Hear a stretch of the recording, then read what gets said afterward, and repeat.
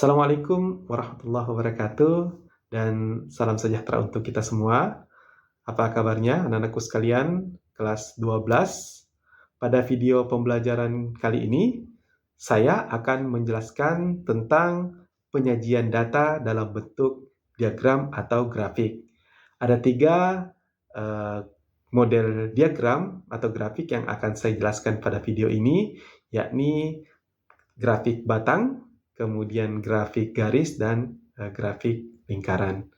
Jadi statistika itu merupakan salah satu ilmu pengetahuan cabang dari matematika yang mempelajari tentang metode pengumpulan, pengolahan, penafsiran, hingga penarikan kesimpulan dari sebuah data hasil penelitian. Yang dibahas dalam statistika tentu adalah data, di mana data memiliki pengertian adalah sekumpulan keterangan-keterangan atau fakta yang dibuat baik berupa kata-kata, kalimat, simbol, angka, dan lain-lainnya yang didapatkan melalui sebuah proses pencarian dan juga pengamatan yang tepat berdasarkan sumber-sumber tertentu. Nah, data dalam statistika itu ada dua jenisnya. Yang pertama adalah data kuantitatif atau yang berbentuk angka, kemudian yang kedua adalah data kualitatif yang tidak berbentuk angka. Kemudian adapun teknik pengumpulan data itu dapat kita lakukan dengan 4 cara. Yang pertama adalah observasi atau pengamatan langsung. Kemudian yang kedua adalah interview atau wawancara secara langsung. Kemudian yang ketiga adalah kuesioner atau angket atau wawancara secara tertulis. Kemudian yang keempat adalah dokumen study atau di mana ketika kita ingin meneliti sesuatu yang terkendala oleh jarak yang jauh, kemudian waktu, maka kita bisa melakukan dokumen study, mempelajari dokumen-dokumen yang terkait dengan penelitian yang akan kita lakukan tersebut. Kemudian cara penyajian data, kita telah masuk di inti pembahasan kita dalam bentuk diagram atau grafik. Jadi penyajian data dalam bentuk grafik atau diagram itu sangat diperlukan untuk memberikan gambaran atau deskripsi yang mudah dipahami oleh pengguna karena data merupakan informasi penting dalam pengambilan suatu keputusan. Ada beberapa bentuk diagram atau grafik yang biasa digunakan untuk menyajikan data. Di antaranya adalah yang pertama diagram batang. Jadi diagram batang ini cocok untuk digunakan menjelaskan data yang akan diperbandingkan satu sama lain. Misalnya pada contoh di samping ini adalah diagram batang dari negara-negara pengguna Facebook terbesar di dunia.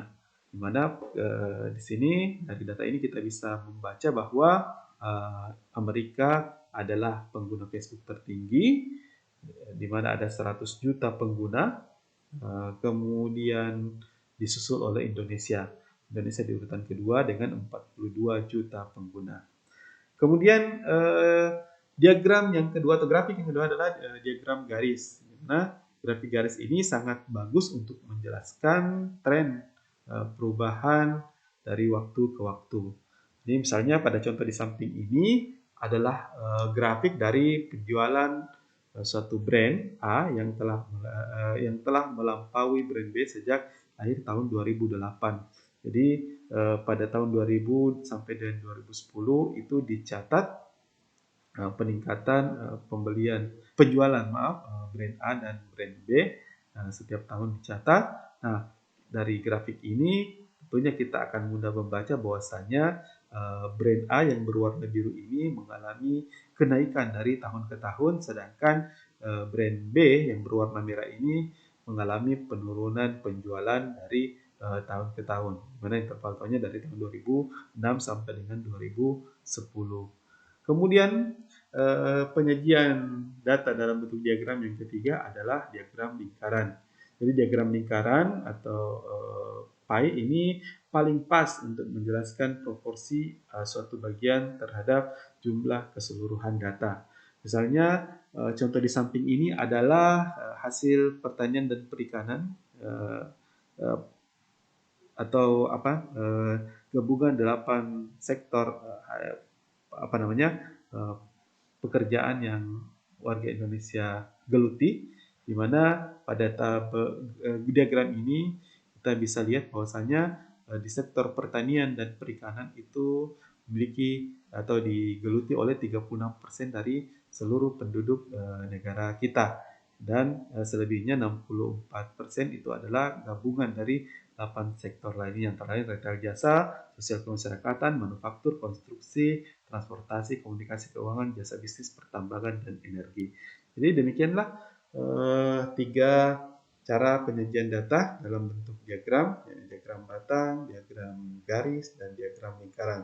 Di mana kegunaannya adalah agar data itu bisa mudah untuk dipahami oleh penggunanya, sehingga kita bisa menarik kesimpulan yang baik tentang hasil analisis data tersebut yang telah disajikan dalam bentuk diagram atau grafik ini.